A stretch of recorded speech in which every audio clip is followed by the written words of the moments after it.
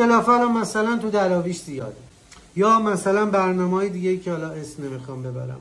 اختلافات هر کی به منبع نزدیکتره میاد بالا. هم این کرسی رو میخواد ول نکنه، میگه آقا من اینجا بودم، من نزدیکم، تو اگه میخوای بیا باید این امکانات رو داشته باشی. حالا این بهش بگه برو اونورتر، اینم ناراحت میشه، میگه من جانمو دادم، مالمو دادم، ناموسمو دادم، فلانمو دادم.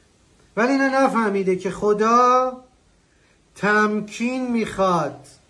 دختر خوب، پسر خوب، آقای ایکس، خانم ایگرگ، خدا تأمین نمیخواد. همه چی مال اونه. پول دادم، ماشین دادم، جونمو دادم، شهید دادم، فلان کرد. میخواستی ندی، میخواستی نکنی. من 2 تا پیران بیشتر پاره کردم بودم، من بیشتر با آقای مجذوب علی شاه، من فلان جا رفتم خدمت کردم.